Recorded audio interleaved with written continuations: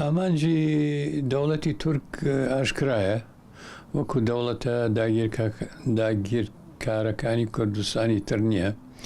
دەوڵەتی تورک لە ئەم دەوڵەتەی کە ئێستا حکمی تورکیا بن بڕێوە دەوڵەتی مەهەپە و ئاک پارتی هەدەفیان ئامانجیان لە ناوبردننی هەموو پرۆسەیەکی سیاسی کووردە. هەدەفیان ئەوەیە کە کورد بە هیچ شێوەیەک نەگاتە ئامانجی خۆی کە دروستکردنی دەوڵەتێک یان کیانێک یان مافێکی فیدرالی ئۆتۆنۆمیە لە پارچەکانی کوردستان. دەوڵەتی تورک دەمێکە هەڕەشاوکە هەموو ئەزانین پێش ماوەیەک دەستگا هەواڵگریەکانی تورکیا پیلانێکیان کرد لە ئەستەمبۆڵ و تەقینەوەیەکیان کرد و پەکەکە و مەنزومەی پەکەکەیان پێ تاوانبار کرد یا پێ گومانیان خستە سەر پەکەکە کە ئەم کارەی کردوێ.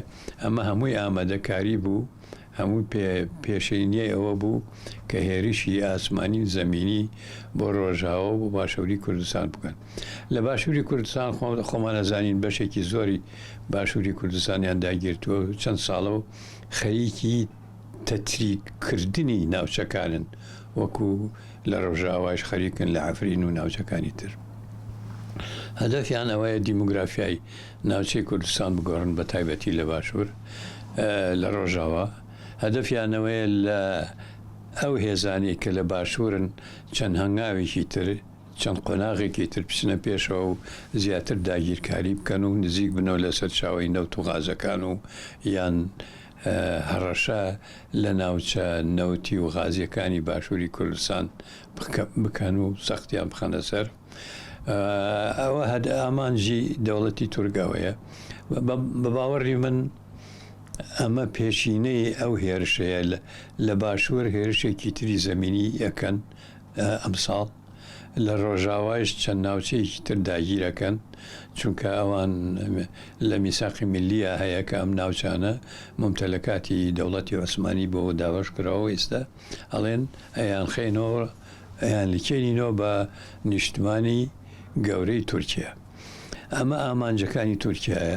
بۆیە لەم کاتا یەکەم هەڵبژاردن لە ناو تورکیا بەڕێوەیە. ئەردۆگانەوێ چەند هەنگاوێکی تر چەند سەرکەوتنێکی تر بە گوێرەی پرۆگرامی خۆیان چەند سەرکەوتنێکی تر دژی کورد بەدەست بخە بۆ ئەوەی دەنگی زیاتر بێنێ لە هەڵبژاردنە. دوای ئەوەش مەسەلەی ڕۆژهەڵاتی کوردستان ئەو شۆڕشەی کە شۆڕشی گەلانی ئێرانە و کە شۆڕشێکی کۆمەڵایەتی و شۆڕشێکی ئابووری و شۆڕشێکی داوای ئازادی ئەکرێن و لەژێر دروشمی ژیان ئازادی لەژێر ئەم دروشما هەموو گەلانی ئێران هاتوونەتە سەر شۆک.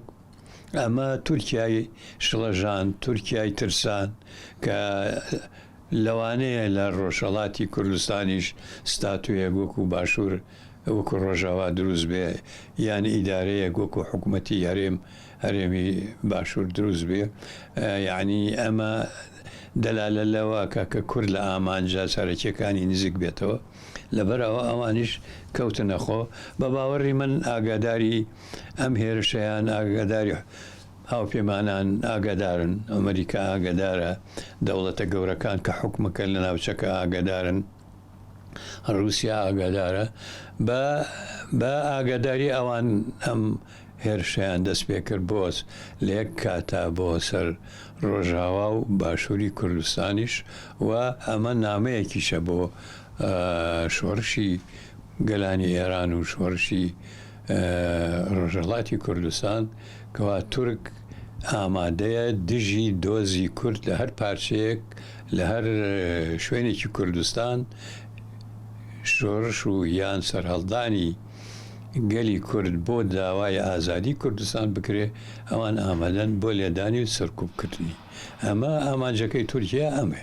بەداخەوە ئەوەی کە بەم شێوەی ئێمە باسمان کرد بەم شێوە ئەوەی کە بەم شێوەیە بیر ناکاتەوە هێزە سیاسەکانی کوردستانن.